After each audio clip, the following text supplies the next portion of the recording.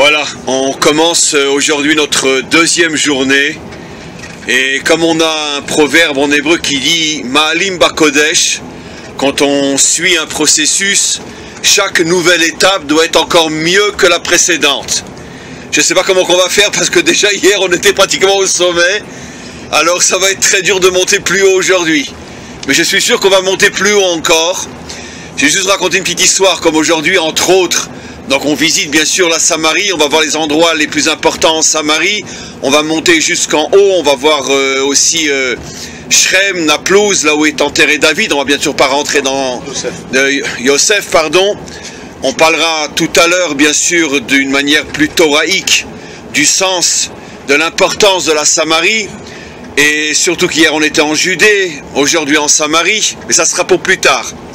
Mais on va aussi passer par quelques caves de très bon vin. Le vin de Samarie est excellent.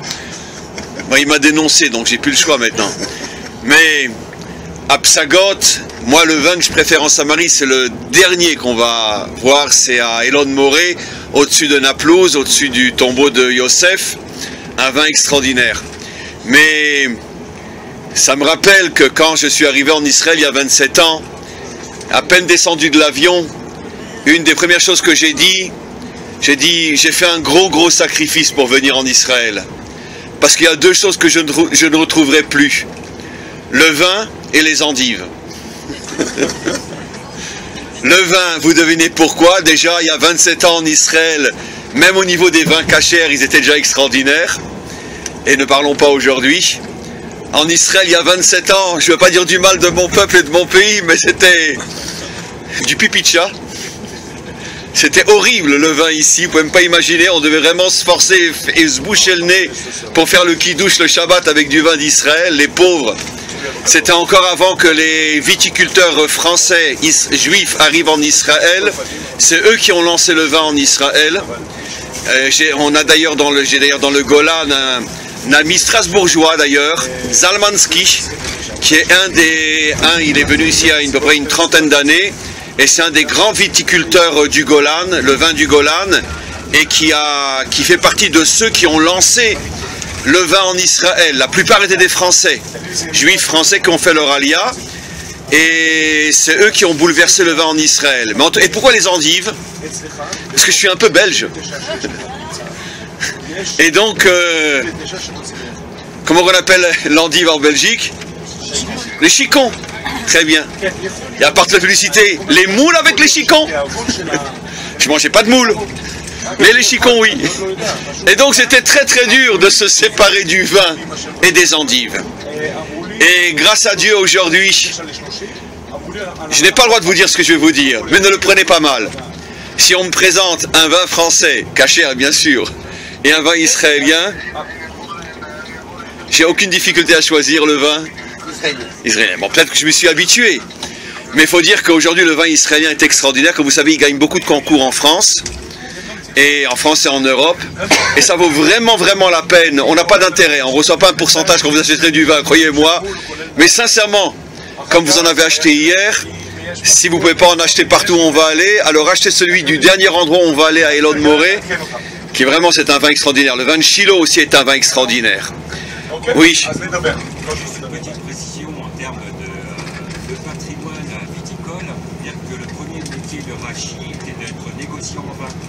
Absolument, il avait lui-même une vigne à Poitiers. Maintenant, je vais vous raconter quelque chose. Vous savez, j'ai toujours l'habitude de dire, quand j'ai quelque chose d'un petit peu fort, je n'oblige personne à me croire. Mais vérifiez, vous verrez que j'ai raison. En vérité, le vin français, la France est la capitale du vin mondial, on peut dire plus ou moins jusqu'à aujourd'hui encore. Et le vin français vient des Templiers, qui ont ramené des pieds de vigne d'Israël et qui ont amené ces pieds de vigne parce que le Talmud affirme que le vin d'Israël était excellent. Il dit que c'était le meilleur du monde, mais ça j'ai pas le droit de dire, vous allez dire encore, regardez ces juifs. Mais bon, c'était un vin excellent. Et vous pouvez vérifier et vous verrez que c'est vrai, et c'est écrit par des non-juifs dans Google ou ailleurs. Les Templiers, il y a donc plus de 1000 ans, ont ramené des pieds de vigne d'Israël les ont plantés en France et surtout dans la région de Troyes où est né le champagne. Et c'est la raison pour laquelle Rachi est devenu viticulteur, parce que les Templiers, il y avait certains Templiers qui connaissaient très très bien Rachi, qui était un personnage important en France, même connu du roi. Ils lui ont fait le cadeau, ils lui ont apporté, ils lui ont dit voilà, on vient de Jérusalem, on t'apporte des pieds de vigne. Vous imaginez que Rachi avait autre chose à faire que de devenir un viticulteur, mais il était tellement bouleversé d'avoir entre ses mains des pieds de vigne d'Israël que finalement il s'est mis à cultiver le vin et à devenir effectivement un négociant en vin. Et d'après notre tradition, mais là c'est déjà moins sûr, ça serait un de ceux qui ont lancé le champagne, Rachi. Mais là c'est déjà moins sûr. Par contre, la thèse qui dit que c'est les Templiers qui ont inventé le vin français avec des pieds de vigne d'Israël, ça c'est marqué dans beaucoup d'endroits dans Google. Sur ça j'ai rajouté quelque chose, juste une seconde. Je ne sais pas si tu le sais, mais quand ils sont arrivés ici, ils sont arrivés pour les croisades, les Templiers. Et pour les croisades, ils étaient persuadés que c'était le pays de Dieu. Maintenant, quand ils ont appelé le chardonnay, c'est une déformation de Sha'ar Hamonai. La porte de Dieu. Je répète ce qu'il a dit, parce qu'il a dit tellement vite, il ne se rend même pas compte ce qu'il dit. Le chardonnay, Sha'ar Adonai, ça veut dire la porte de Dieu. D'où vient le nom justement qui confirme, et d'ailleurs dans Google vous verrez qu'il le rapporte ce que David vient de dire, que c'est la raison pour laquelle l'un des vins français les plus connus s'appelle le chardonnay, qui vient en vérité d'une contraction d'une phrase juive, Sha'ar, la porte, Adonai, de Dieu. Parce que les Templiers, qui étaient bien sûr des gens très croyants, avaient donc eux-mêmes appelé donc une partie de ce vin le chardonnay. Où on est là? On est en train de traverser... Là, on a traversé Bet Hanina et oui. On arrive à Psagot. Très bien. On arrive par l'autre côté, oui. Parce que là, on est en train de traverser une ville ou un village arabe. On n'est plus chez les Juifs, là. Là, on est à Bet Hanina. Bet Hanina. Et donc, voilà. Et donc, voilà. Donc, le premier endroit où on va aller... c'est l'endroit de Psagot. Je veux juste, à titre d'introduction, mais bien sûr on va reparler de ça quand on sera vraiment sur place. On va maintenant en Samarie. Comme je l'ai dit hier au sujet de la Judée, ceux qui ont l'habitude de lire la Bible savent que les deux seuls territoires sur lesquels toute la Bible parle, pendant pratiquement 1000 ans, 1500 ans, la Bible ne parle que et uniquement que et exclusivement que de la Judée et de la Samarie. Ça veut dire que finalement, toute la terre d'Israël dans la Bible se résume à la Judée et à la Samarie. Et Gaza un petit peu aussi, beaucoup moins, mais il a raison David, et Gaza aussi. C'est-à-dire incroyable, les trois territoires les plus revendiqués de notre terre, les trois sur lesquels les nations, pas vous bien sûr, mais les dirigeants des nations, officiellement disent que ce ne sont pas des territoires juifs et israéliens. La Bible ne parle que et uniquement que, exclusivement que de ces territoires-là. On n'entend jamais parler d'un autre territoire, pratiquement, exceptionnellement, une fois comme ça par hasard, mais on ne parle que, ni Eilat, ni rien, ni Tel Aviv, ni rien. Beersheba, bon, de Beersheba, bien sûr, on en parle dans la Torah de Moshe. Quand je parle de la Bible, en vérité, je parle surtout de ce qu'on appelle les juges, les prophètes, les rois, etc. C'est-à-dire, pourquoi? Parce que dans la Torah de Moshe, les Juifs ne sont pas encore installés en Israël. Mais à partir du moment où ils s'installent en Israël, donc avec le livre de Josué, on ne parle plus que de la Judée et de Samarie. Alors pourquoi ce sont les deux terres les plus revendiquées? Parce que justement, comme la Bible ne parle que de ces terres, on peut comprendre que la Bible considère que ce sont les deux territoires les plus importants de notre terre, parce que justement, l'un représente la tribu de Yehuda, et l'autre la tribu de Yosef. Et Yosef et Yehuda, comme on le sait, entre autres, font allusion aux deux Messies. Vous le savez, dans notre tradition, on dit qu'il y a deux Messies, Mashiach ben Yosef et Mashiach ben David, le Messie venant de Yosef et le Messie venant de David. Et en vérité, traduit dans un langage plus moderne, ça fait allusion exactement au schéma de la création de l'homme, où d'abord, comme on le voit clairement dans le texte, Dieu a d'abord créé le corps, et après que le corps a été créé, il a insufflé l'âme. Exactement de la même manière, d'après notre tradition millénaire, l'époque du Mashiach ben Yosef fait allusion à la reconstruction matérielle d'Israël sur sa terre au moment de la délivrance finale. Et puis lorsque la construction matérielle aura déjà bien avancé, voire même terminé, alors viendra la reconstruction spirituelle, l'âme d'Israël, Mashiach ben David. Et bien mes amis, c'est exactement ce que nous vivons maintenant depuis de nombreuses décennies. Tout le processus du retour sur notre terre, comme j'en ai parlé tout à l'heure avec un ami, a commencé d'une manière extrêmement matérialiste et pratiquement dépourvue de toute spiritualité. Comme on le sait, le sionisme laïque des origines, Herzl et tous ceux qui sont venus après lui, étaient des gens extraordinaires. On leur a, moi-même, je pense que je n'arrive pas à leur cheville, mais quoi qu'il en soit, sur le plan spirituel, ils étaient très loin de l'identité juive authentique. Eux-mêmes étaient complètement assimilés, ne faisaient sans doute ni Kippour, ni Shabbat, ni ne mangeaient kasher. Donc, bon, il y a des discussions là-dessus, mais peu importe, c'est clair que ce n'étaient pas des modèles au niveau judaïque. Et donc, le retour d'Israël sur sa terre a commencé dans la matérialité uniquement. Ce qui intéressait les premiers dirigeants, c'est de reconstruire le corps de la nation d'Israël. Et on voit au fur et à mesure, et de plus en plus, que l'âme est en train de rentrer dans ce peuple. Et il y a un retour énorme à l'identité juive et thoraïque en Israël. Et c'est parce qu'on commence à rentrer maintenant dans la deuxième époque, la deuxième phase, qui est la rentrée de l'âme dans le corps, qui est le Mashiach ben David. Et donc, on était hier dans le territoire de Yehuda, qui représente plus Mashiach ben David, c'est-à-dire l'âme d'Israël. Aujourd'hui, on va dans le territoire de Samarie, qui représente plus le corps d'Israël, Yosef et David. C'est-à-dire la raison pour laquelle il y avait tellement de conflits entre Yosef et David, comme il y a jusqu'à aujourd'hui entre le monde laïque et le monde religieux. Attention, Yosef n'était pas un laïc, mais c'est difficile à expliquer maintenant dans le cadre d'un voyage dans le bus, et j'ai du mal à me tenir debout, pourquoi Yosef fait allusion à la reconstruction du corps alors que lui-même était un très grand pieux, un très grand sadique. Il y a des explications, de nombreuses explications sur ce sujet-là, il y en a beaucoup dans mes cours, mais c'est pas le sujet maintenant. Mais quoi qu'il en soit, ce qui compte, c'est le modèle que j'explique. Et aussi, on a vu hier, comme David nous l'a montré, de nombreuses vignes en Judée, et la Samarie, on pourrait dire que c'était, pendant toute l'époque biblique et bien après encore, la capitale du vin israélien. Et c'est la raison pour laquelle, pratiquement dans tous les endroits où on va aller, ils vendent du vin, et du vin fait sur place. Il y a de très nombreuses vignes aussi, et d'ailleurs, en Samarie, beaucoup plus qu'en Judée, avec les fouilles, on a retrouvé énormément d'anciens sites de pressoirs et d'endroits sur lesquels on cultivait le vin.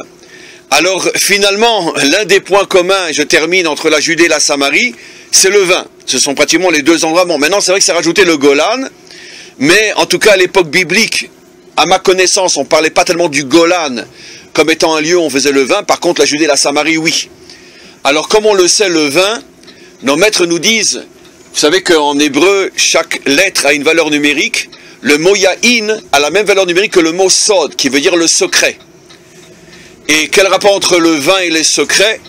Nos maîtres nous disent que lorsqu'un homme a le mérite de boire d'une manière saine, ça ne veut dire pas pour se saouler et se ridiculiser, mais de boire dans le sens de pouvoir ressentir une certaine libération de son être intérieur qui est prisonnier à l'intérieur de toutes les angoisses, les soucis du quotidien, et qu'il arrive à boire dans le but de chercher à s'élever, à se déprisonner, on ne dit pas comme ça en français mauvais compris, sortir de ses limites.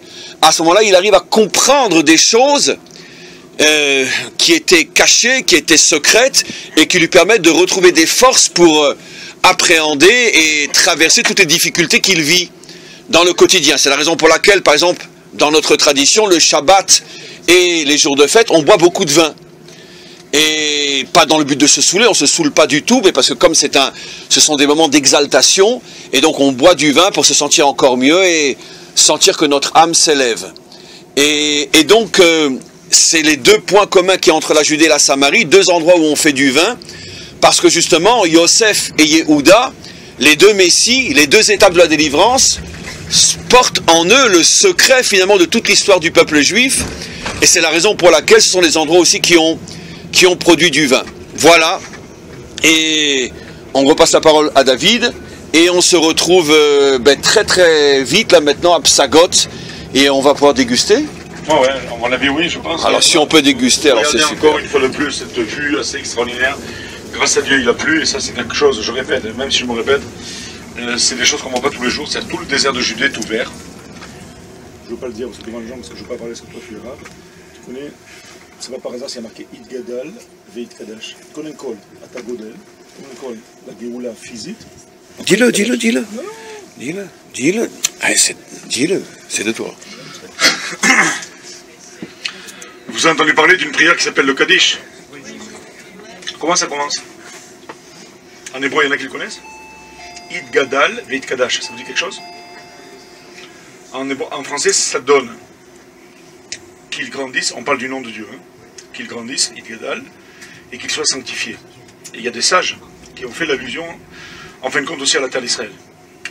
D'abord, on bâtit la maison. D'abord, c'est pas par hasard s'ils sont vraiment des laïcs et pas toujours des grands sages qui ont construit Israël, bien que c'est pas toujours précis, parce que la première alia, c'est quand même une alia très très religieuse. On en parlera quand on sera... Mais elle était avant Herzl. Ouais, elle était avant Herzl, c'est ça. On en parlera quand on sera à Dubrovin, dans le nord. Mais il faut savoir que premièrement, il fallait d'abord créer une maison et ensuite créer l'âme d'Israël, donner l'âme, insuffler l'âme juive. Et d'ailleurs, je l'ai dit en aparté à quelques personnes. Le problème d'une partie de ce peuple, et je ne veux surtout pas parler mal de mon peuple, parce que j'adore mon peuple et mon pays, mais une partie de ce peuple, c'est qu'en fin de compte, ils n'ont pas pris conscience de la valeur et de la terre, et la valeur de leur identité.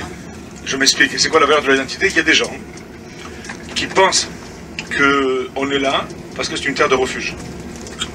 On a eu une grande épreuve qui s'appelle l'Holocauste, la Shoah. Ça a fait tomber quelques larmes, soit de crocodile, soit pas de crocodile, aux nations. Et donc ils nous ont donné un État. Ça, c'est une manière de voir les choses. Fausse, à mon avis. Donc il y a des gens qui pensent qu'on est une terre de refuge. En fin de compte, on n'est pas une terre de refuge. On est une terre d'enfants qui rentrent à la maison après 2000 ans. Et ça, il faut bien le comprendre. Et quand on a passé 2000 ans à l'intérieur de la galoute, c'est-à-dire de l'exil, on a été imprégné par pas mal de choses. Donc on ne peut pas arriver à être des saints et des Yosef Hatzadik, etc. Donc on a été entaché par pas mal de choses. Et il faut comprendre qu'on est obligé d'abord de grandir, de s'installer, de construire. Donc c'est pas par hasard, ce sont des laïcs qui ont construit. Et ensuite il faut donner la fibre juive qui d'ailleurs, cette fibre qui est assoiffée à l'intérieur de pratiquement toute la population israélienne, même si le tabernacle. Le tabernacle pendant beaucoup d'années. 369 ans. Ouais, et ça finit à Shrem En Naplouse. Ça finit à Shrem où Yosef a été enterré aussi. Alors en fait, tout le long de cette route, on peut voir que tous les endroits, ils ont gardé les noms, les noms de la Bible. Même les villages arabes, même les villages juifs, tout le monde a essayé de... C'est un truc très, très important. C'est ma fille, elle est à Ezor. Ça caractérise l'endroit. L'endroit. Vraiment l'histoire. On parle ici l'histoire. Qu'est-ce qu'on voit? Alors voilà, d'ici, qu'est-ce qu'on voit? Au bout, il y a le Ishuv Adam. Là où vous voyez, quand vous voyez une espèce de tour là-bas au fond, ça c'est un Ishuv, une implantation, un endroit, enfin un village qui s'appelle Adam. Adam. Ici c'est le Merkaz Misrari, le centre industriel qu'on commence un peu à le développer. Nous, on va passer là-bas. Vous voyez là-bas dans le de l'autre côté de la colline, là-bas, il y a des bâtiments. C'est là où on va aller. Nous, on passe là-bas. Ici, en fait, c'est Migron. Maintenant, Migron, c'est une implantation qui a été passée d'une autre montagne, a été passée ici. Le fait que le processus de transformation des raisins en vin soit naturel y est peut-être pour quelque chose. Certains considèrent le vin comme un art, d'autres comme un sujet de recherche. Le vin est le seul produit dont le prix peut varier de quelques shekels à des centaines de milliers de dollars. Pourquoi? Qu'a-t-il de si particulier? Comment fabrique-t-on le vin? Il existe des centaines de variétés de vins dans le monde entier, et c'est leur cépage qui les différencie les uns des autres. Le raisin est constitué de 4 éléments. La rafle qui relie la grappe à la vigne, la peau qui contient la majeure partie des agents de saveur et de l'arôme, la pulpe, corps du grain de raisin, et les pépins. Le raisin de cuve est plus sucré que le raisin de table et de taille nettement inférieure. C'est pourquoi le rapport entre peau et liquide est supérieur. Le raisin mûrit pendant l'été. Ce n'est qu'après avoir vérifié avec soin le taux de sucre et d'acidité du raisin que le viticulteur fixe la date des vendanges. Les vendanges elles-mêmes ont lieu à l'aube dans la fraîcheur matinale. Pour préserver la qualité des raisins, les vendangeurs cueillent les grappes à la main, avec précaution, puis les raisins sont acheminés vers la cave vinicole. Avec votre permission, je veux juste vous interrompre quelques secondes parce que je voulais vous transmettre un message important. Vous savez que là où vous mangez, et d'ailleurs dans toute la région autour de ce qui était le Mishkan, le tabernacle, à Shiloh pendant à peu près 500 ans, j'espère qu'on va pouvoir aller tout à l'heure sur le site, et à Shiloh même, donc à côté, on est à Shiloh ici. 969. Comment? 969 ici. Le tabernacle a duré 369. Non, oui, 400 ans à peu près. 400 ans à peu près le tabernacle. Et donc, à cet endroit où vous mangez, et prenez-le avec le plus grand sérieux, les offrandes qu'on apportait à Shiloh étaient mangées entre autres à cet endroit-là. À la différence du temple, où on ne pouvait manger les offrandes du temple, qu'on apportait au temple, que dans l'enceinte du temple, à Shiloh, on avait le droit, on apportait une offrande, elle était donc, bon, j'aime pas l'expression, mais vous me comprenez, elle était sanctifiée, et certaines offrandes après étaient mangées par leur propriétaire, qui l'avait apporté, une partie restait sur l'autel, à U, et une partie était reprise par les propriétaires, pour la manger, mais avec un très haut degré de sanctification.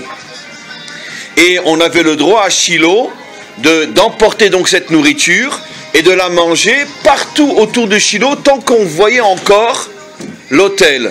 Et l'autel était très très haut, donc on pouvait des fois marcher 2, 3, 4, 5, 6 kilomètres ou se trouver sur une colline aux alentours, même à 10 kilomètres, et on pouvait voir Shiloh. L'essentiel était de rester connecté au niveau des yeux à l'autel lui-même. Et donc à cet endroit qui est à 5 minutes en voiture, c'est évident que des milliers et des milliers, pendant 400 ans, des milliers de familles mangeaient ici, là où nous mangeons, mangeaient des offrandes à cet endroit-là. Donc vous avez senti que la nourriture avait un goût très particulier. D'accord? Et bien c'était le goût des offrandes de Shiloh. Voilà. Donc vous pourrez dire que vous avez mangé dans l'endroit où pendant des siècles, on mangeait les offrandes qu'on apportait au tabernacle. Oui, David. Non, tu pourrais dire que peut-être que Hana, elle a mangé pas très loin d'ici. Peut-être que Shmuel a mangé ici. Hana, Elkana, le mari de Hana. Non, mais ça, il faut le prendre avec le plus grand sérieux. Non, on est peut-être assis à un endroit où Elkana et Hana étaient assis avec leur tante, puisque comme vous le savez, dans la Bible, c'est marqué que Elkana venait très très fréquemment à Shiloh. Et donc c'est d'ailleurs ici que Hana a prié et que finalement elle a mérité d'avoir Shmuel, le prophète de la royauté. Et donc peut-être que Elkana et Hana ont planté leur tente ici et ont vécu ici, ont mangé ici. Je ne sais pas si vous vous rendez compte que finalement, c'est bon, pour nous on ne se rend pas compte, on vient un petit peu en touriste, c'est même moi qui vis ici. Mais des fois on se fait comme ça, on dit mais attends, Chaim, tu es peut-être ici en train de manger un morceau de pizza à l'endroit où Hana, la mère de Shmuel, le prophète Shmuel, a mangé et a vécu. Comment? Oui, mais la France a un rôle très particulier dans la délivrance. Voilà. N'oublions pas ce que j'ai expliqué hier, je crois, que quand les 3 anges sont venus visiter Abraham, il leur a servi une langue faite à la moutarde. C'est Rachid qui dit ça. Donc c'est typiquement français. Donc voilà. Voilà. Mangez les amis, parce qu'il y a encore plein de choses que vous n'avez pas mangé. Hein.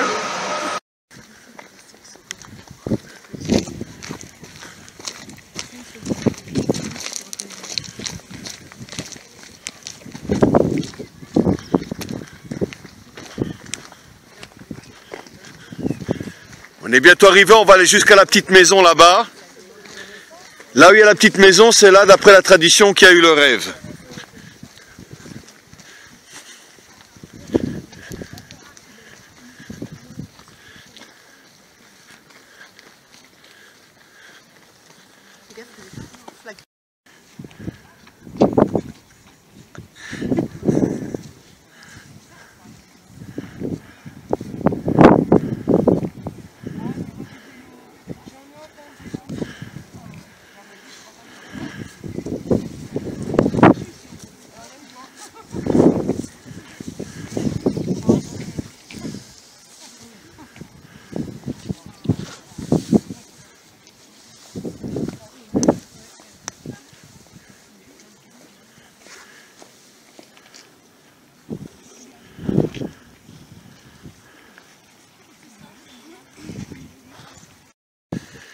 Voilà, je vais donner quelques explications. D'abord, très sincèrement, je pense que ce que je vais dire est partagé, l'émotion est très très forte. On se trouve ici sur un site biblique, l'un des plus forts, avec celui qu'on va visiter en fin d'après-midi, et Elon Moré aussi. Shrem, Naplouse, moi j'aime pas la traduction, apprenez Shrem, Naplouse c'est une invention. Et Shrem que l'on va voir tout à l'heure, et ce lieu sont peut-être, d'une certaine manière, les deux endroits bibliques les plus forts, les plus intenses, les plus chargés d'émotions spirituelles, plus que partout ailleurs en Israël, et je dirais même plus, peut-être même, sur un certain plan bien sûr, plus encore que Jérusalem et Hebron. Pourquoi? Parce que dans ces deux endroits ont été données la promesse que cette terre serait à nous. Quand Hachem dit à Abraham, Lech lecha el haaretz asher areka, va vers la terre que je te donnerai, Abraham se trouve à Haran. Haran, d'après toutes les cartes bibliques anciennes, c'est le nord de la Syrie, donc à la frontière de la Turquie. Quand on vient de Syrie et qu'on arrive en Israël, on passe forcément par le Golan et la Galilée. Ce qui veut dire qu'avant d'arriver à Shrem, qui est plus ou moins dans le centre du pays, Abraham va se retrouver pendant des semaines en Israël, dans la terre promise, et il ne sait toujours pas qu'il s'agit de cette terre-là. Et tout d'un coup, quand il arrive à Shrem, la capitale de la Samarie, ici aussi on est en Samarie, Hachem se dévoile à lui, et c'est la première fois que Hachem lui dit, sache que je te donnerai cette terre à toi et à tes descendants. Ce qui veut dire que la promesse biblique a été faite à Shrem. Pourquoi pas dans le nord, quand il est rentré pour la première fois en Israël? Pourquoi Hachem attend certainement encore des mois, car il a fallu sans doute encore 2-3 mois peut-être pour qu'il arrive au centre du pays, sans savoir qu'il est dans le pays promis. Donc il semblerait que ce territoire-là, le territoire de la Samarie, est un territoire qui est, d'une certaine manière, la racine de la promesse divine. C'est pour ça que c'est un territoire qui est tellement, comme on dit, disputé. On ne trouve nulle part ailleurs en Israël, comme vous le voyez, autant d'implantations de nos voisins, parce que dans leur subconscient, eux-mêmes savent que tout va se jouer ici. Parce que c'est ici que la promesse a été faite. Le premier père, donc, à quelques kilomètres d'ici, à Shrem, reçoit la première promesse, et le dernier père, ici, il quitte Beersheba, Hebron, la région, pour se rendre, lui, à nouveau à Haran, pour aller chercher ses deux épouses, 4, mais enfin surtout 2, et il passe par là, et à cet endroit-là, d'après notre tradition, cet endroit c'est sûr. Est-ce que c'est réellement là où on met les pieds? Je sais pas, ça peut être à 10 mètres, à 20 mètres, mais à cet endroit-là sûr, il s'endort, il y a toute une histoire, mais peu importe. Il s'endort et il rêve de l'échelle, qui est le symbole de toute l'histoire du monde jusqu'à la délivrance finale. Nos maîtres expliquent les anges qui montent et qui descendent, c'est toutes les civilisations qui vont monter et redescendre. Ça veut dire, Rome va monter et redescendre, les Grecs vont monter et redescendre, les Ottomans vont monter et redescendre. Tout le monde monte et tout le monde finit par redescendre. C'est toute l'histoire du monde, jusqu'à la délivrance finale. J'avoue que je suis déjà venu pas mal de fois ici. Enfin, pas mal, 2, 3, 4 fois, peu importe. Et j'avoue que j'ai une émotion énorme de pouvoir être ici avec des amis et élèves non-juifs. J'aime pas le mot non-juif, Bnei Adam. Parce que non, c'est péjoratif, non. C'est pas, non. Au contraire. Soyez fiers de ce que vous êtes, vous n'avez rien à envier aux juifs. Vous êtes des Bnei Adam. Et donc, se retrouver ensemble ici, un rave juif, qui a un groupe d'élèves et d'amis Bnei Adam, et on se retrouve ici dans ce lieu, le lieu où Yaakov a rêvé de l'échelle, et à ce moment-là, Hachem lui reformule la promesse que cette terre sera à lui et à ses descendants. Et celui qui sait lire la Bible s'aperçoit qu'à chaque reformulation de la promesse, il y a toujours quelque chose qui est rajouté, une insistance qui est rajoutée. Et donc, c'est à cet endroit-là que, si l'on peut dire, Hachem termine la promesse, il ne la reformulera plus après. Après, il l'accomplira. Il sortira Israël d'Égypte et l'amènera à l'époque de Josué sur cette terre-là. C'est un endroit très très important. Pourquoi l'échelle? Qu'est-ce que représente l'échelle? L'échelle représente d'une certaine manière notre réunion ici, entre vous et moi. Parce que l'échelle représente l'union entre le ciel et la terre. Et selon notre tradition, l'une des explications, bien évidemment, l'une des explications parmi des milliers d'autres, c'est que Israël est plus, ou devrait être un peuple plus céleste. Les nations représentent la terre, la construction de ce monde, et l'échelle est l'union entre le ciel et la terre, entre Israël et les nations.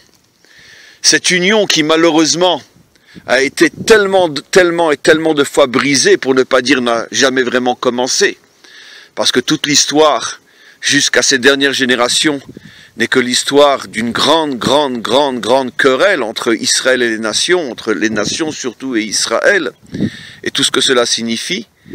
Mais nous vivons aujourd'hui, et je ne sais pas, peut-être, je ne sais pas si ce que je dis est juste, peut-être nous sommes les premiers, et si ce n'est pas les premiers, certainement on fait partie des premiers à venir ici, juifs et non-juifs, à se retrouver à l'endroit de l'échelle et à porter en nous cette espérance d'être la génération, ou au moins d'être la génération qui prépare la délivrance finale, où le rêve de l'échelle se réalisera, où réellement, comme nous le sommes déjà, ce petit groupe, où toutes les animosités, tous les mensonges et tout ce que les uns pouvaient penser sur les autres, tout ça est mis de côté, et nous ne retenons qu'une seule chose: nous sommes tous les enfants d'Hachem, nous sommes tous ces créatures, chacun d'entre nous a une mission, chacun d'entre nous a un rôle, et l'essentiel c'est de se respecter, de s'aimer, d'être ensemble, et de commencer enfin, après des millénaires d'échecs, de commencer à construire ce monde, et surtout à y dévoiler la présence de son Créateur, qui est le roi du monde, qui est Hachem.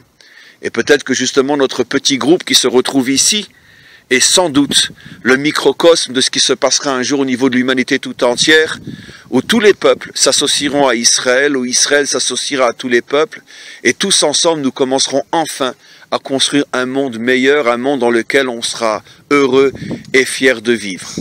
Je voudrais juste, quelques secondes encore avant de donner la parole à David, expliquer quelque chose de très intéressant. C'est que pourquoi justement c'est Yaakov qui rêve de l'échelle, donc cette union finalement entre le monde d'en haut et le monde d'en bas. Et quand je dis le monde d'en bas, il n'y a bien sûr rien de péjoratif. Au contraire, c'est l'union, le monde d'en bas et le monde essentiel dans lequel nous vivons. On ne vit pas dans le monde d'en haut, on vit dans le monde d'en bas. Et l'échelle, qu'est-ce qu'elle représente l'échelle?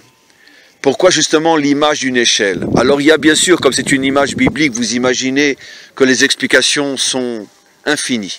L'une des explications que moi j'aime le plus, c'est que quand on monte une échelle, pareil pour les escaliers, pour pouvoir s'élever, on doit pousser vers le bas. Et c'est en poussant vers le bas que tu t'élèves. L'image est fabuleuse. Pour nous montrer que dans la vie, à chaque fois qu'on veut monter, il faut accepter de descendre un petit peu. Ça veut dire que les épreuves, les chutes, les difficultés, les erreurs, les fautes, c'est vrai que ça nous fait descendre. Mais on doit être capable de récupérer la chute pour en faire un échelon qui nous fait monter plus encore. Au niveau de on pourrait de la grande image qui est le monde, finalement toutes les chutes liées à toutes les mésententes entre Israël et les nations, nos propres chutes personnelles liées à nos fautes, à nos erreurs, comme la Bible en parle, et liées aussi à toutes les catastrophes qui nous sont tombées sur la tête, en grande partie à cause, pas de vous, mais des dirigeants des nations. De votre côté aussi, du côté des nations, toutes les chutes, toutes les nations qui ont disparu, toutes les civilisations dont il ne reste que des ruines aujourd'hui. Finalement, l'histoire du monde, c'est énormément de chutes et de catastrophes. Mais on doit être capable de comprendre, et c'est ça l'image de l'échelle, que si on arrive à comprendre que toutes ces chutes sont comme des échelons sur lesquels il faut appuyer vers le bas pour pouvoir s'élever vers le haut, alors on arrive à transformer toute l'histoire du monde et toutes ces catastrophes, on les transforme en ascension vers le haut, et je crois que nous sommes la génération qui a le mérite de commencer à voir les prémices de cette reconstruction du monde par cette union, par cette fraternité, par ce respect, cet amour entre juifs et non-juifs, entre juifs et bnei Adam. Et comme je l'ai souvent dit à des amis proches, et je vous le dis à tous, sachez que on est, comme je dis souvent, des planteurs de graines. Ça veut dire que on ne sait pas si on verra, nous, notre génération, l'arbre pousser, et si on aura le mérite de récolter les fruits. Mais une chose est sûre, quand le Mashiach finalement se dévoilera et qu'il pointera du doigt tous ceux qui ont planté les graines qui lui ont permis à lui d'être le fruit, c'est sûr qu'on fera partie du lot. On est des planteurs de graines, on est ceux qui préparons l'humanité à s'unir et à construire un monde meilleur. Et merci au Maître du monde de nous permettre de faire ce travail, merci à vous d'être là. Et encore une fois, puiser toutes les énergies de cet endroit absolument extraordinaire, le lieu de l'échelle, le lieu de l'union entre le ciel et la terre, de l'union entre Israël et les nations, l'union entre l'âme et le corps, entre le spirituel et le matériel. David. Amen. Merci. Et pas beaucoup de choses à rajouter, si ce n'est 2 ou 3 petites choses rapides. La première, je vais essayer de rebondir sur ce qu'a dit le Rav. En parlant d'élévation spirituelle, est-ce que vous connaissez, vous allez me citer, 1 ou 2 motifs juifs par excellence? Des choses, des motifs, des dessins ou des choses juives. Qu'est-ce que vous avez en tête quand vous dites des motifs juifs? L'étoile de David et la Ménorah. C'est clair. Pour la petite histoire, sachez que la Ménorah est beaucoup plus ancienne et beaucoup plus juive et beaucoup plus antique que l'étoile de David. Maintenant, je vais parler de l'étoile de David, je ne vais pas parler de la Ménorah. La Ménorah, peut-être qu'on en parlera et dans d'autres circonstances. L'étoile de David, c'est ça. Si un jour vous regardez comment c'est fait l'étoile de David, c'est intéressant, c'est 2 triangles. Un triangle qui part du ciel et qui arrive vers la terre, et un autre qui part de la terre vers le ciel. C'est exactement ce qu'a dit Laura. En fin de compte, on reçoit un épanchement total de brachot, de bénédiction, de shefa, d'abondance. On reçoit aussi la Torah. Maintenant, tout ce qu'on reçoit en tant qu'abondance, bénédiction, force, influence et tout ça, s'il n'y a pas de réceptacle et s'il n'y a pas un retour, vous voyez là, l'étoile de David, s'il n'y a pas un retour de la base vers l'élévation spirituelle, ça ne peut pas marcher. Et c'est ça un peu un des secrets de l'étoile de David. C'était un point. Deuxième point, même si vous ne lisez pas l'hébreu, vous lisez un peu l'anglais, et vous avez vu que là, il y a marqué qu'on est devant une tombe d'un cher. Un cher, en général, c'est quelqu'un qui est en général est un hajj, qui a fait le pèlerinage à la Mecque. Mais il y a une chose qui est intéressante au niveau archéologique. Après 2000 ans d'exil, on revient à la maison, on rentre à la maison. Et en fin de compte, heureusement, ça va être marrant ce que je vais dire, mais heureusement qu'il y a eu les Arabes qui sont restés ici. Pourquoi? Parce qu'ils ont gardé les noms. Ils ont gardé les noms. Comment on sait que par exemple cet endroit il était juif? Alors je vais vous dire comment c'est, parce que j'ai été un peu archéologue pendant quelques temps. Il faut savoir qu'il y a 3 critères qui font qu'on sait qu'on est dans tel endroit. On sait qu'on est dans l'endroit de Bethel, parce que pour plusieurs raisons. La première, c'est que les Arabes ont gardé les noms locaux. Par exemple, il y a un endroit qui n'est pas très loin d'ici qui s'appelle Bir Youssouf. Je vais attendre que le Rav le dise en hébreu. Bir Youssouf, comment tu dirais? Ber Yosef. Bor Yosef, le bord dans lequel on a descendu Yosef. Le puits de Yosef. Le puits de Yosef. Première raison, ils ont gardé... Et c'était ici. Donc ils ont gardé les noms.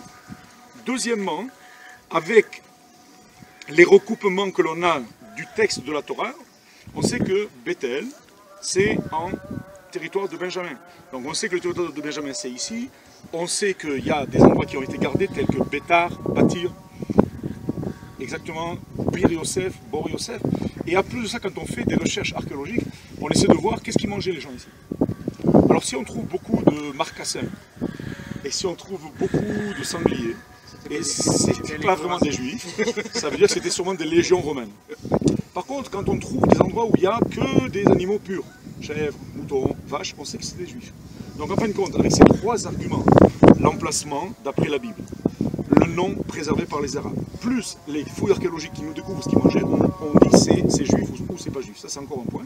Et encore le dernier point que je voulais dire, on est face à un cher Yosef, c'est clair. Puisqu'il y a une inflation des sites religieux. Je vais expliquer ça.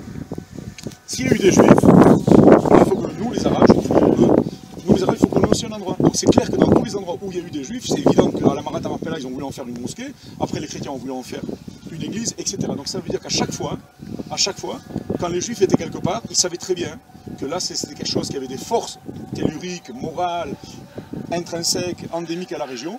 Donc ils savaient très bien qu'il y avait des forces, et donc les Arabes sont là, et donc c'est pas par hasard qu'on est face à un cher qui habitait ici, par hasard. Parce qu'ils savaient que là il y avait une force spéciale qui était due à Yaakov Avinu. Donc il faut savoir qu'il y a toujours cette inflation, et qu'à l'heure actuelle, par exemple, il y a encore le Vatican qui nous réclame certains endroits. Par exemple, le tombeau de David. Le tombeau de David, je pense, peut-être que je me trompe, il était pas un peu juif, David? Il était un peu juif. Il y en a qui disent que non. Vous êtes juif.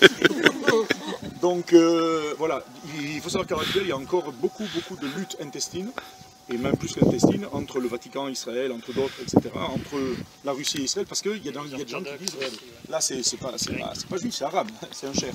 Le monde du temple, je ne connais pas l'esplanade des mosquées, je ne sais pas où c'est, mais le monde du temple, il y en a qui vont dire, c'est pas juif, qu'est-ce qu'on a trouvé? On a trouvé des mosquées. Donc il faut savoir qu'il y a une lutte académique, archéologique, sur le terrain qui est très importante.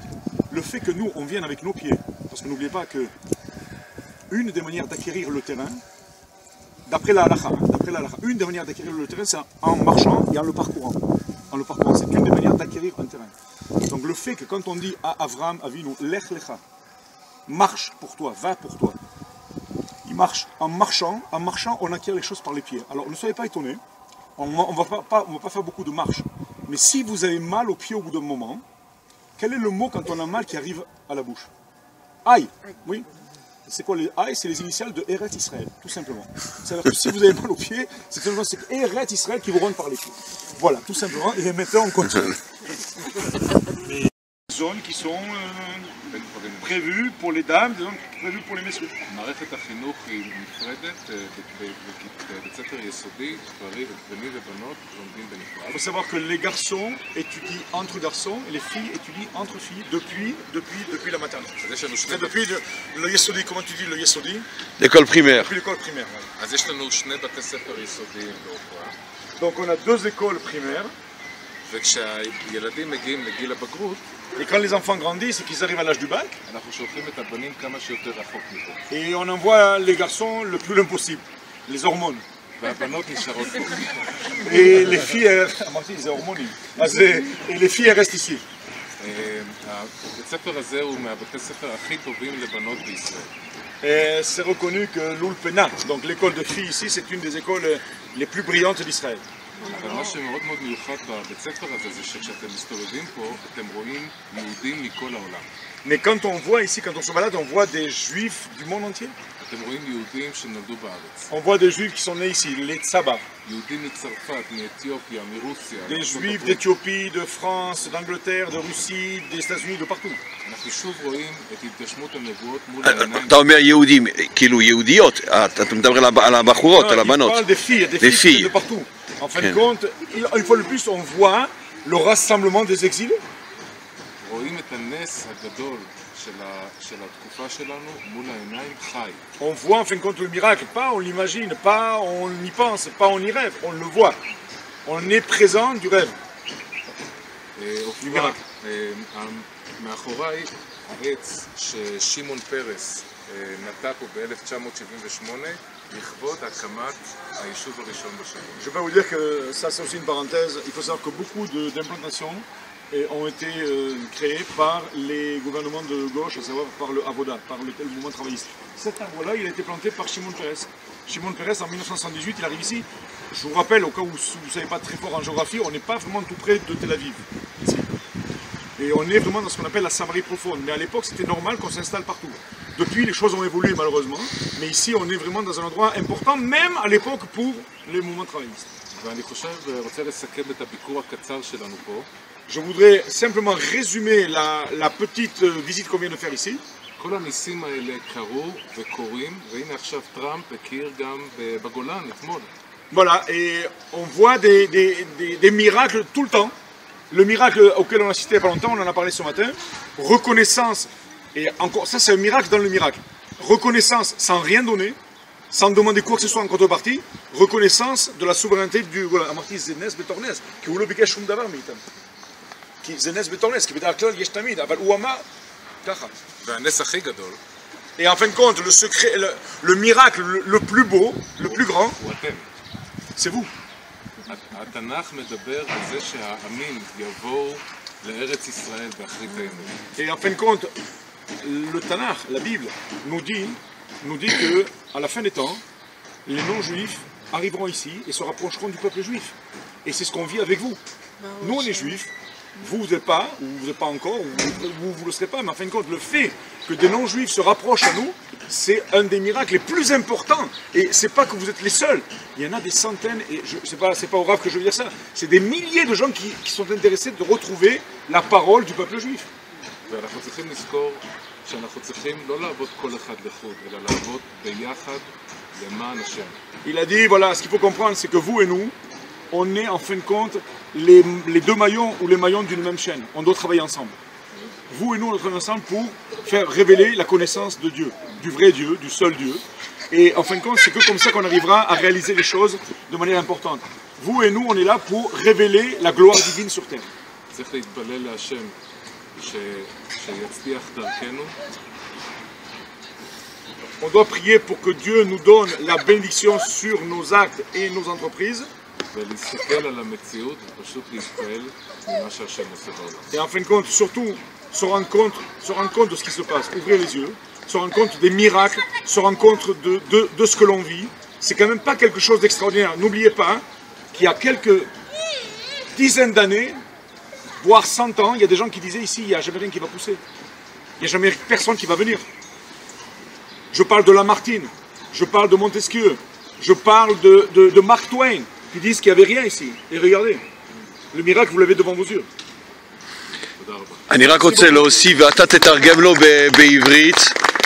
Je veux juste rajouter que c'est aussi, אתה יכול לתרגם, c'est aussi, je considère ça comme un miracle, qu'on a la chance que notre voyage soit organisé par des hommes de cette qualité, qui ne sont pas seulement de bons organisateurs, mais qui sont aussi, et je ne le connaissais pas, je le découvre en même temps que vous, qui sont véritablement le symbole de la résurrection du peuple juif sur sa terre. Et באמת, אנחנו, כמו שאמרתי, אנחנו זכות גדולה לנו, שאתם, אנשים כמוכם, ארגנתם את השבוע הזה. תודה רבה, תודה רבה. Voilà, c'est lui qui a tout organisé, tout votre voyage, c'est son équipe, Rachel, Nili. Et les amis, on va au bus. Avraham Avinu était. במגילה של ים המלח כתוב פה שאברהם אבינו עמד על רמת חצור. Il faut savoir que dans les textes que l'on a trouvés, ce qu'on appelle les fameux manuscrits de la mer morte, on parlera de ça aussi, on a trouvé un texte qui dit que Abraham était sur le Ramat Hatzor, sur une hauteur là-bas. בבראשית י"ב, בראשית י"ג אברהם אבינו עומד פה ואלוהים מבטיח את הארץ הזאת לצאצאים שלו. C'est marqué dans le livre de la Genèse au 13e chapitre, et c'est là entre autres où il va recevoir une des nombreuses fois, mais c'est une des fois où il va recevoir la promesse que lui et sa descendance recevront la terre. מ-1948 עד 1967 חיו פה הירדנים. De 1948 à 1967, ici, c'était les Jordaniens qui vivaient. הירדנים פלשו לפה ב-1948 1948, ils ont envahi ici, les Jordaniens, והקימו בסיס צבאי כאן. et ils ont ici installé une base militaire. הבתים שאתם רואים פה מאחורה הם השאריות של הבסיס הירדני. Les maisons que l'on voit qui ont été aménagées, amplifiées et un peu restaurées, c'était les maisons donc, de ces Jordaniens de l'époque. ב-1967 קרה נס גדול. En 1967, on a eu un miracle extraordinaire. ישראל חזרה הביתה ללב התנ"כי של ארץ ישראל. En 1967, Israël rentre à la maison. אחרי 2000 אחרי 2000 שנה שיהודים לא חיו בחברון, בשילה, בבית אל, סוף סוף יכולנו לחזור הביתה. Après 2000 ans où on n'était pas là, en 2000 ans on nous a mis dehors, on est né à l'extérieur, on a vécu dans l'exil, après 2000 ans on rentre à la maison, et c'était un grand miracle pour nous. והיהודים הראשונים שבאו לגור בשומרון ישנו בבתים האלה בפעם הראשונה בשנת 1975. Il faut savoir que quand cet endroit, cette implantation va être créée en 1975, le premier endroit où ils vont passer leur nuit, c'est peut-être un comble de l'ironie, c'est dans ces maisons des Jordaniens. מאז 1975 הוקמו עוד עשרות יישובים, שהכל התחיל פה, הוקמו עשרות יישובים בכל יהודה ושומרון. Il faut savoir, on retirera qu'il arrive Tiponet, il faut savoir qu'en 1967 on gagne la guerre, les premières implantations ça va être du côté de la bande de Gaza, Netzarim, etc. Après il va y avoir Mevo Choron, et la première fois qu'on fait un yishuv en Samarie, c'est ici. Mais à partir de Ofra, vont se créer des dizaines de yishuvim, c'est-à-dire d'implantations un peu partout.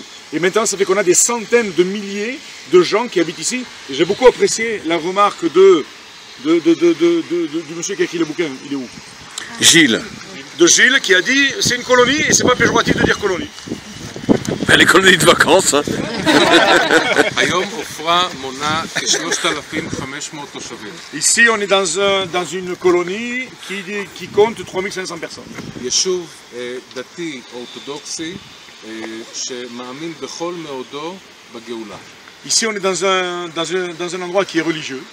Et en fin de compte, ce qu'il faut savoir, c'est que ce sont des gens qui sont religieux sérieux. Ici, c'est pas des lights, c'est des gens qui sont sérieux. Et il faut savoir que toute leur vie tourne autour de la réalisation des prophéties. De la délivrance. Et de la délivrance. אנחנו מאמינים שכל מה שקרה ב100 השנים האחרונות זה לא צירוף מקרים, זה השגחה אלוהית. Tout ce que l'on croit et de manière très très profonde, c'est que ce qui s'est passé depuis les 100 dernières années, depuis le début du sionisme important, c'est pas le fruit du hasard. C'est clairement la providence divine. ואנחנו גם רואים את ההתגשמות של הנבואות מול העיניים שלנו, חזרת עם ישראל לארצו, התחייה של השפה העברית, הפרחת השממה, קיבוץ הגלויות, כל זה מתרחש מול עינינו. Voilà, tout ce qui était marqué chez nos prophètes, le rassemblement des exilés, le fait de c'est de faire fructifier la terre. Le désert. Le désert. Tout ça, ce sont des choses clés qui ont été marquées par nos prophètes et maintenant que l'on imagine, que l'on voit, que l'on ressent, que l'on vit. ואפילו הנבואה של ישעיהו שהכלי מלחמה יהפכו לכלים של שלום וכיתתו חרבותיהם לעתים. Il faut savoir qu'il y a un verset dans Isaïe qui dit qu'en fin de compte, les épées seront transformées en socle de charrue. Et c'est ce qu'on voit. ואנחנו רואים שהבתים של הצבא הירדני שהיו כלי מלחמה הם היום מלונות, הם אירוח כפרי לתיירים. Ce qui est extraordinaire, c'est que ces maisons qui étaient des maisons d'officiers jordaniens qui servaient donc à une caserne, donc pour l'armée, maintenant c'est devenu un lieu de villégiature puisque ça fait partie d'un mini motel-hôtel où les gens viennent passer des Shabbatot et des temps. C'est-à-dire que ce qui était l'équivalent des épées, à savoir les épées, c'est devenu des socles de charrue. Je répète, en faisant la transposition, ce qui était une caserne est devenu un hôtel de villégiature.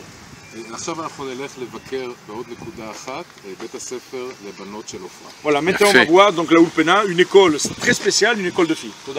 Et on répond par la parabole du bon samaritain. Le monsieur qui est... Voilà, qui est notre frère, c'est le samaritain. Non, mais tu peux expliquer en deux mots ce que c'est que la parabole. Il y a un endroit sur la route qui descend vers la mer Morte qu'on appelle le bon samaritain. Alors c'est quoi l'origine du bon samaritain alors? Parce qu'ils n'étaient pas là-bas les samaritains. Non, l'origine du bon samaritain.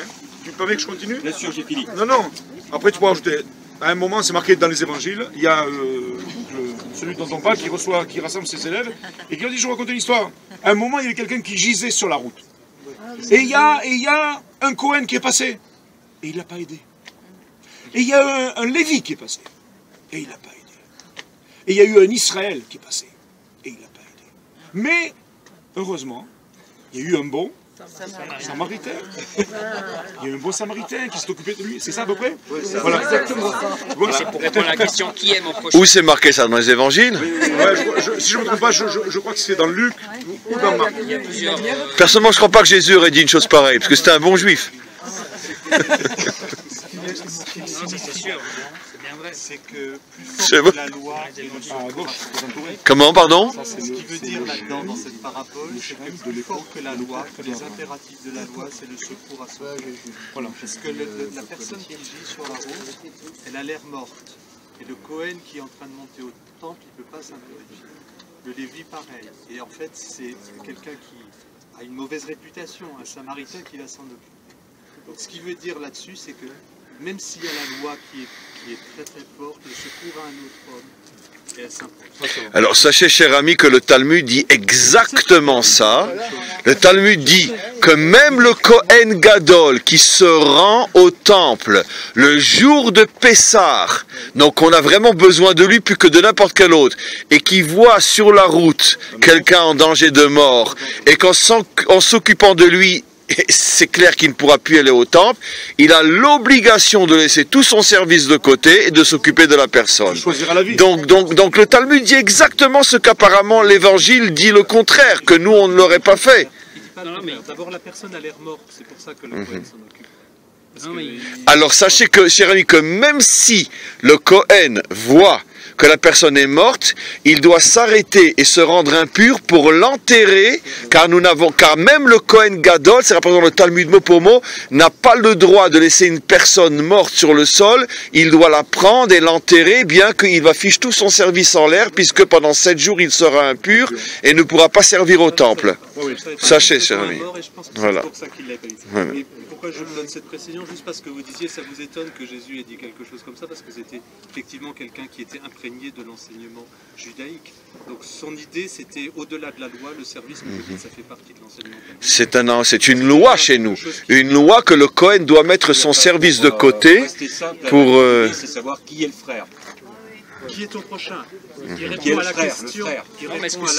C'est la loi qui dit aime ton prochain comme toi-même. Donc c'est qui est ton prochain. L'interlocuteur lui répond, mais qui est mon prochain, s'il te plaît? C'est ça. Et il donne cette parabole. Et après il dit le Samaritain, c'est lui qui a été le prochain de celui qui était blessé. En fait, ce qui est très intéressant, avant de passer à Yosef, que j'ai souvent expliqué, là on est en train de faire un cours d'évangile. Hein. C'est bien aussi. Mais c'est extraordinaire. Et il faudrait qu'il y en ait plus et plus encore, qu'on puisse enfin discuter ensemble. Merci mon père. Parce que, grâce à l'intervention de notre ami, ça m'a permis de pouvoir rapporter quelque chose qui est absolument extraordinaire. Et si vous laissez votre téléphone, je vous enverrai la référence. Le Talmud dit explicitement, encore une fois, que même s'il est mort, il doit s'arrêter pour l'enterrer. Donc c'est impossible de prétendre que la loi serait au-dessus de venir en aide à un souffrant ou à un mort. Le Talmud dit exactement le contraire. Qu'on a le devoir de se rendre impur. Par exemple, même le Shabbat, sans parler d'autre chose, on a le devoir de profaner pour la vie. Tu choisiras la vie, c'est un passou. Voilà, en tous les cas, mes amis, Non, c'est pas ça. C'est pas du caroubier, c'est un reste de ceinture. Pas d'accord. Je voulais juste vous dire, une fois de plus, on se trouve dans un endroit... Puisque c'est ici que la conquête d'Israël a commencé, à l'époque de Josué.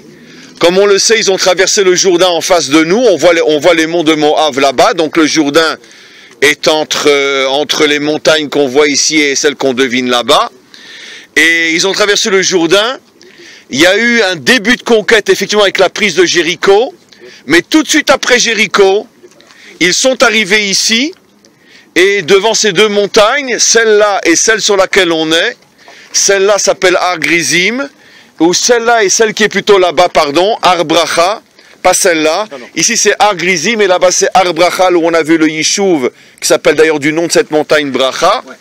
Et ils ont pris sur eux, 6 tribus sont montées sur Har Bracha, 6 tribus se trouvaient sur cette montagne-là, et ils ont pris sur eux, avant de commencer vraiment la conquête, ils ont pris sur eux d'être fidèles aux lois de la Torah pour mériter de conquérir cette terre. Pourquoi la ville de Jéricho avait été prise avant ce serment, fait ici, donc c'est ici vraiment que la conquête d'Israël a commencé, parce que la ville de Jéricho n'a pas été conquise par la force, ça a été conquise de manière tout à fait miraculeuse, donc ça n'a rien à voir avec ce que nous avons fait, donc ça ne dépend pas de nous. Et pourquoi la première ville conquise était une conquête miraculeuse? Pour faire comprendre à Israël que même si maintenant pendant 7 ans, il va falloir se battre avec son épée, n'oubliez jamais qu'en vérité, que votre victoire, c'est en vérité la victoire d'Hachem, et il vous le montre avec la conquête de la première ville, qui ne dépend que de lui.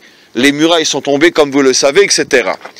Et donc, pourquoi c'est à cet endroit-là que commence la conquête du pays qui va durer 7 ans? Parce que c'est à cet endroit-là, je dis avec beaucoup d'émotion, que, comme je l'ai dit tout à l'heure, on est ici à Elon Moré. Shrem s'appelle Elon Moré dans la Torah, c'est-à-dire c'était à cet endroit-là, quand Abraham arrive ici, ça fait plusieurs mois qu'il est dans le pays, c'est même pas qu'il est dans la future terre promise, et tout d'un coup, ici, en bas, Hachem se dévoile à lui, et lui dit, voilà, c'est la terre dont je t'ai parlé. Et comme tout a commencé ici, 500 ans plus tard, la conquête commence ici aussi. Donc la boucle est bouclée. Maintenant, pour parler quelques minutes du personnage de Yosef et du personnage de David. Ce qui est extraordinaire, c'est que nos maîtres, on a une tradition, bien sûr, sur ces 2 personnages, on pourrait parler pendant des millénaires, mais entre autres, ce qui m'intéresse de vous faire comprendre, c'est que nos maîtres nous disent que Yosef est le modèle qui peut faire taire Esav, on va bien sûr expliquer ce que c'est Esav, et David, ou Mashiach ben David, est le modèle qui peut faire taire Ishmaël. Et dans notre tradition, encore une fois, Yosef est la force qui se bat contre Esav, et David est la force qui se bat contre Ishmaël. Pourquoi? Qui est Esav? Esav, c'est le monde occidental, le monde matériel. Et Esav, sa prétention, et on la comprend tous, la plupart d'entre vous sont des gens qui travaillent ou qui ont travaillé, qui ont été dans ce monde. On sait tous que travailler, tenir une affaire, monter une affaire, être dans ce monde et rester quelqu'un de moral, c'est pas du tout évident. Parce que ce monde est un monde de loups. Et je ne dis pas encore une fois que n'importe quelle personne qui va travailler doit forcément suivre les règles tortueuses de ce monde.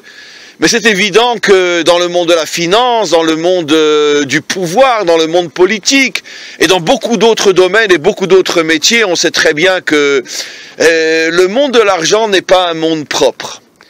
Et donc, et même dans n'importe quel métier, par exemple même dans un métier qui n'est pas directement lié aux problèmes que peuvent rencontrer des financiers ou des hommes politiques, mais un médecin ou un avocat, peu importe. Est-ce que tu es médecin parce que vraiment ta vocation c'est de sauver des vies, ou tu es médecin uniquement parce que c'est un métier qui rapporte beaucoup? Pareil pour le métier d'avocat. Est-ce que tu es avocat parce que tu veux vraiment aider ceux qui pourraient être accusés faussement, ou parce que c'est un métier qui rapporte beaucoup?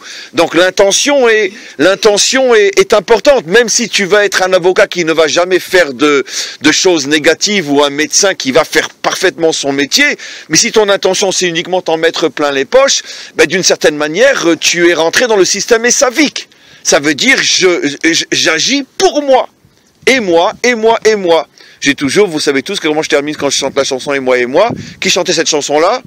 Dutronc. Pourquoi? Parce que c'est la faute de Adam qui a mangé de l'arbre. C'est et moi, et moi, et moi. Donc la chanson, elle est impeccable. Alors, vous l'avez entendu 1000 fois, Madame Rocker. Mais à chaque fois, vous riez. Mais oui, mais et moi, et moi, et moi, c'est Dutronc, c'est la faute de l'arbre. Donc quoi qu'il en soit, pourquoi Yosef est celui qui peut faire taire Esav? Parce que Yosef, lui, a dirigé le pays de l'Égypte, comme je l'ai souvent expliqué dans mes cours, le pays le plus corrompu, le pouvoir politique le plus affreux. Nos maîtres disent que c'était le pays aussi le plus corrompu sur le plan des mœurs, sur le plan de la débauche. Un pays idolâtre qu'on ne peut même pas imaginer. Et qui dirige ce pays-là? Yosef. Yosef qui en plus a l'inconvénient d'être extrêmement intelligent, extrêmement beau, extrêmement convoité, comme on le sait, par les femmes du pays. Nos maîtres nous disent qu'à chaque fois qu'ils sortaient dehors, toutes les filles d'Égypte se mettaient sur leur balcon et lui envoyaient de l'argent pour lui dire « monte chez moi ». C'était le monde à l'envers, c'est elle qui payait pour qu'elle puisse monter chez lui. Et malgré tout, la Torah témoigne du fait qu'il est resté un homme juste, droit, moral, jusqu'au dernier jour de sa vie. C'est-à-dire que Yosef, c'est la réponse au monde occidental. Parce qu'évidemment, un homme comme moi, qui est loin de gagner des millions, je suis pas dans la finance, je suis pas dans les affaires, et je suis pas vraiment dans ce monde, je suis un enseignant, même si j'essaye d'être un homme moral et spirituel, je peux pas venir et dire à quelqu'un qui est à Wall Street, ou quelqu'un qui gagne des millions, qui est dans la politique, comment tu oses être comme tu es? Qui va me dire, toi le rabbin, ferme-la, t'es pas à ma place, t'en sais rien, si t'étais à ma place, tu serais peut-être pire que moi. Donc moi, je peux pas être un modèle, je peux pas dire aux gens qui font des choses négatives dans le monde de l'argent ou ailleurs, c'est honteux ce que vous faites. Parce que moi, je ne sais pas comment je serais si je gagnais 150 000 euros par mois.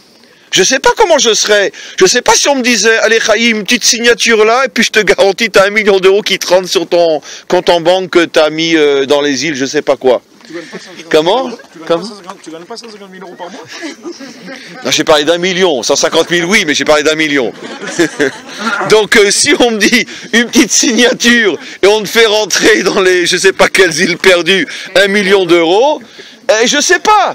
Donc, moi, en tant que rabbin, j'ai pas le droit, et je suis conscient de venir chez quelqu'un de Wall Street et lui dire, t'es une pourriture. Parce que d'abord, il faut que je sois à sa place pour oser lui parler.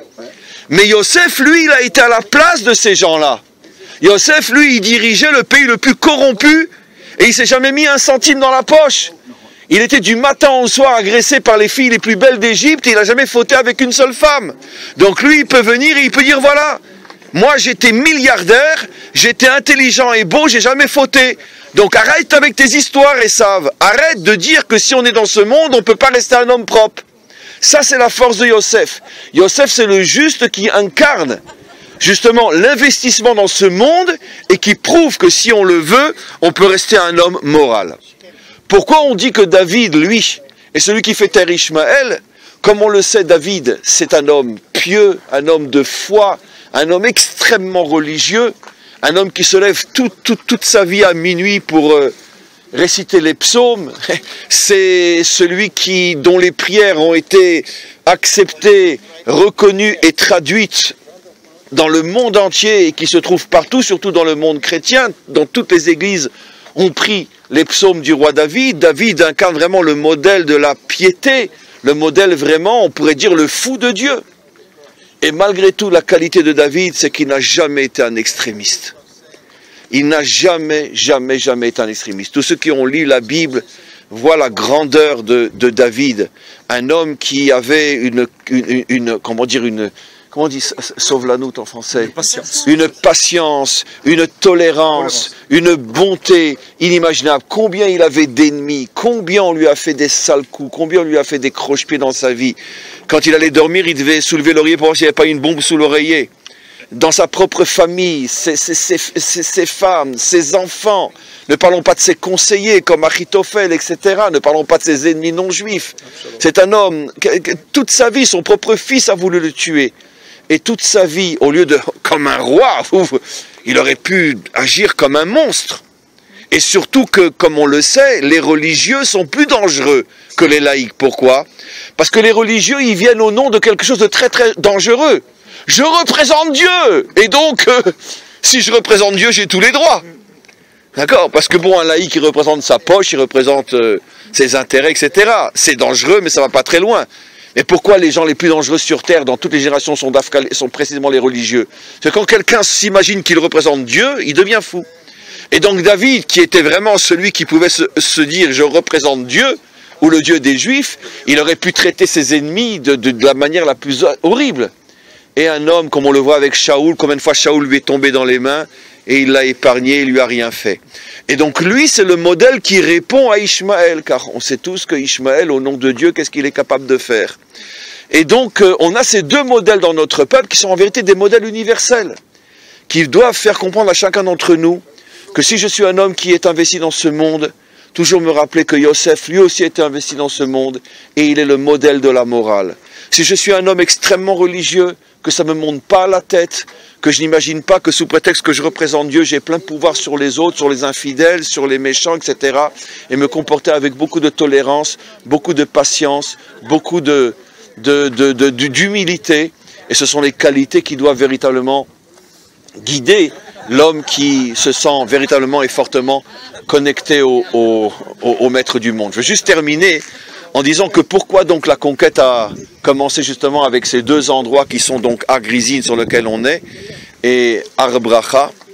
Et donc, si vous vous rappelez le texte dans la Torah de Moïse, il faisait une bénédiction et une malédiction. Ça veut dire un exemple. Béni est celui qui sert Dieu, maudit est celui qui ne le sert pas. Alors, quelle est la définition? C'est ce qui m'intéresse de vous expliquer. C'est quoi une bénédiction et c'est quoi une malédiction? Ce sont des notions qui reviennent très très très souvent dans toute la Bible. Béni, maudit. Alors, c'est quoi la différence? J'ai terminé. Maman, j'ai terminé. La bénédiction, la véritable traduction, c'est la connexion. Connexion avec la source, avec le maître du monde. Malédiction, c'est la déconnexion.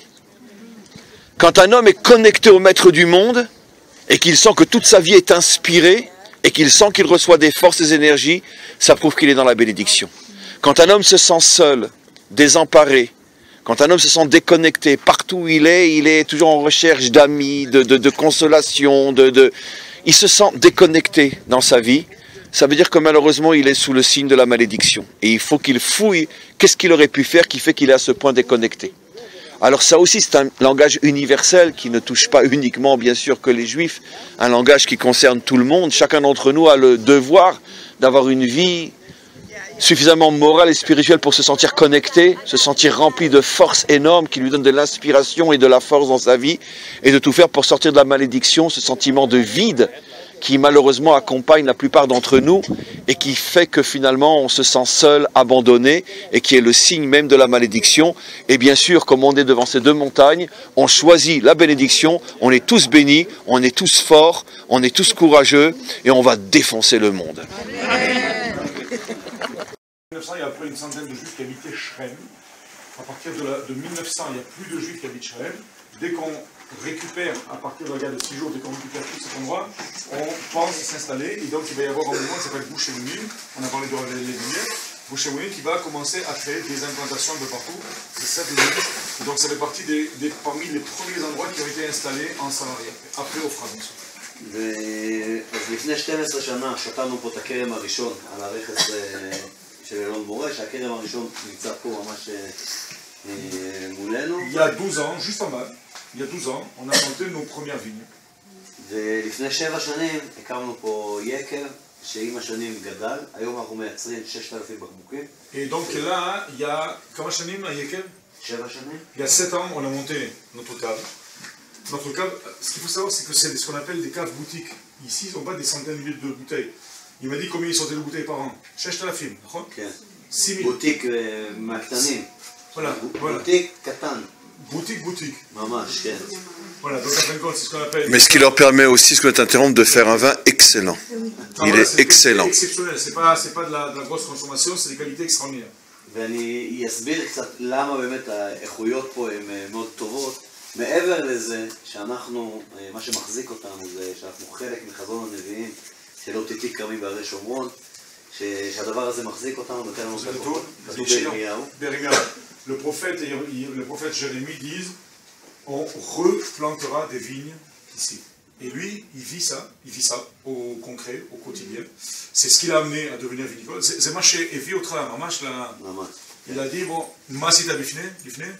למדתי פה בישיבה. Il était un étudiant en yeshiva qui étudiait les textes. Et à force d'étudier, il est arrivé à étudier les textes donc des Nevi'im, des prophètes. Et il s'est dit, si ils ont marqué qu'il y aura des vignes, donc nous, il faut qu'on travaille. C'est pas uniquement attendre. Il faut créer les choses du bas. Et donc, il a monté donc, sa première vigne il y a 12 ans et sa cave il y a 6 ans.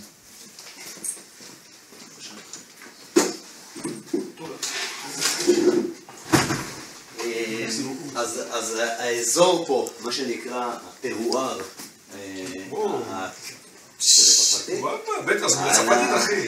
הטרואר פה הוא מצוין בשביל גידול ענבים. Le terroir est excellent, toutes les conditions climatiques, de terre, etc. Tout est גם קריר פה. Ici il fait frais, plus que frais des fois, il fait très froid. וגם האדמה פה היא מלאה בסלעים.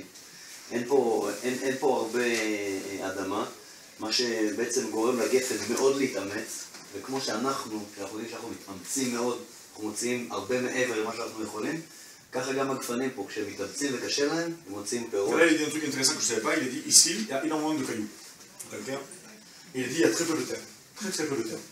Le peu de terre qu'il y a, ça va obliger la plante à faire des efforts. Et donc elle va travailler beaucoup plus, et elle va puiser plus dans ses racines, chercher plus, se défendre plus. Donc il a dit, c'est pour ça que, comme nous, quand on fait des efforts, on acquiert des choses qu'on n'aurait pas acquis si elles étaient sans effort. Ici, de même, il a dit, la vigne qu'on pousse ici, elle fait tellement d'efforts pour pousser dans ce terroir bon, mais compliqué, qu'en fin de compte, on a un vin exceptionnel, au sens pur du terme.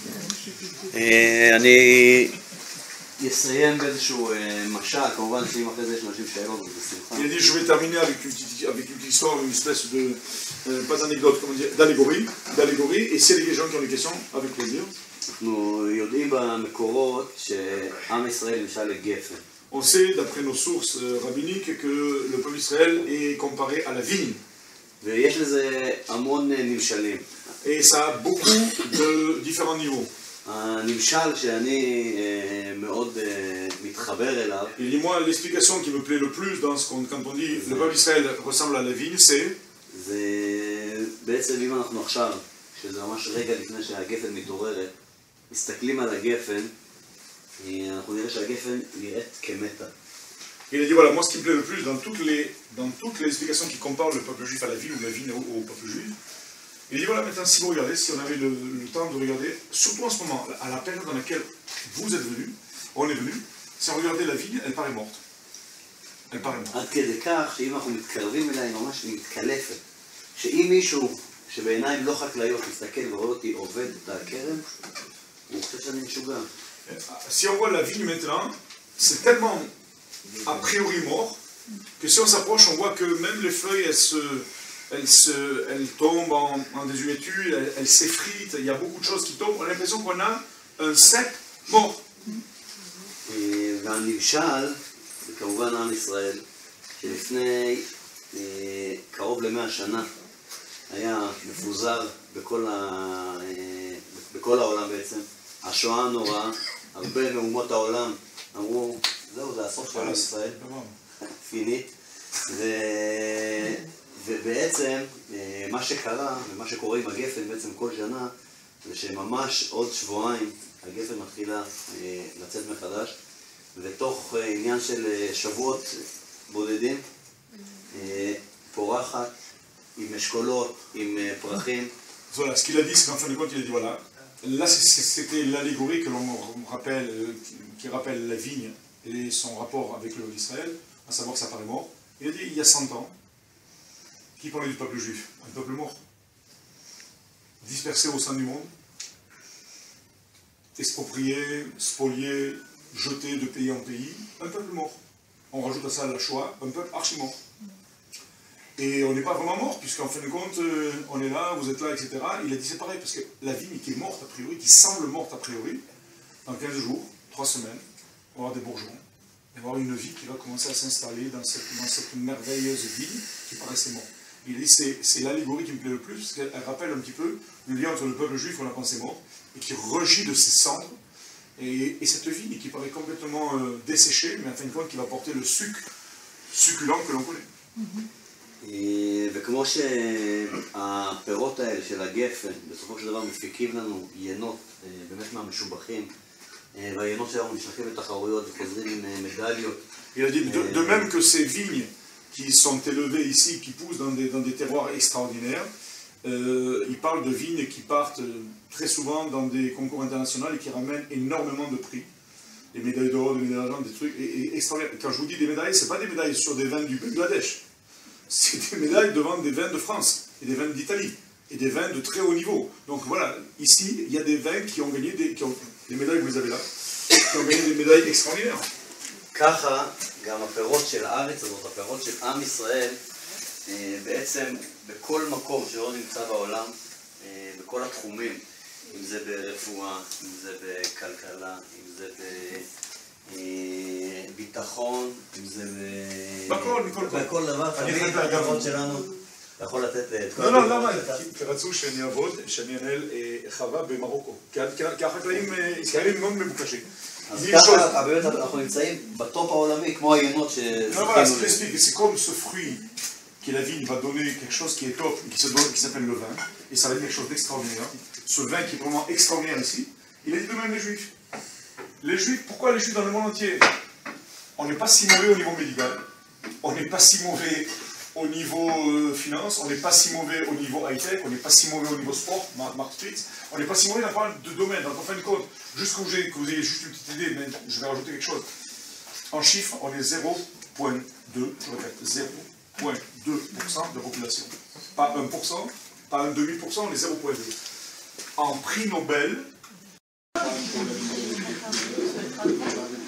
Patrick.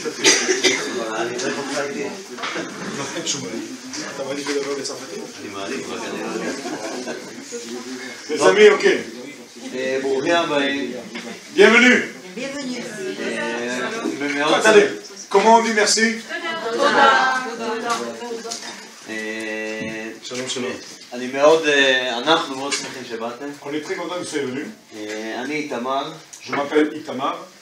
ואליאב. Eliav. כן, הוא השותף שלי. Eliav, c'est mon collaborateur, mon associé. והוא גם דובר צרפתית כמוך, אליאב? כמוני, בדיוק כמוני. קצת פחות טוב ממנו. ובעצם אני אסביר קצת על המקום שאנחנו נמצאים במקום נקרא... כן, הייתי פה פעם, כן, בטח, ברוך השם.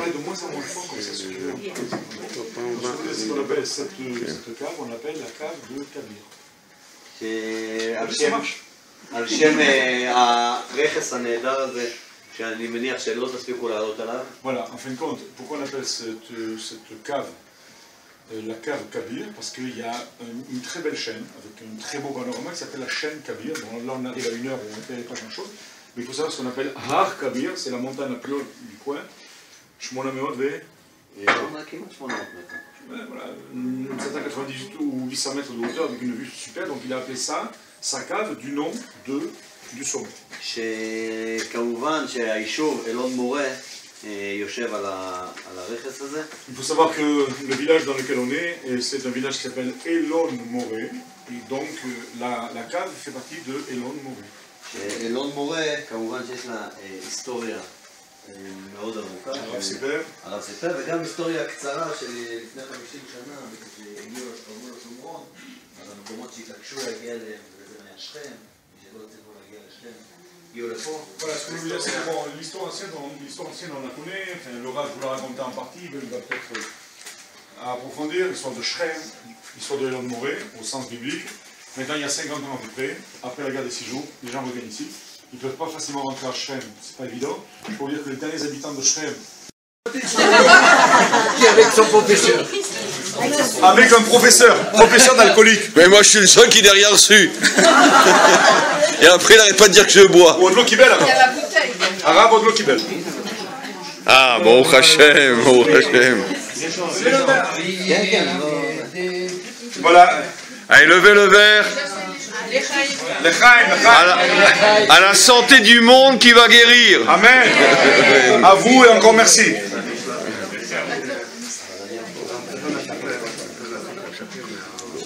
Amen.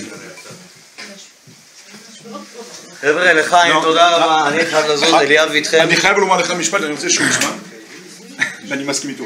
הוא אמר לי, דוד, זה היקב עם היין הכי טוב, אני מסכים איתו. כי אני מבקר בהרבה יקבים, כולל חלים, כולל המון, כולל הברכה, כולל המון, אבל באמת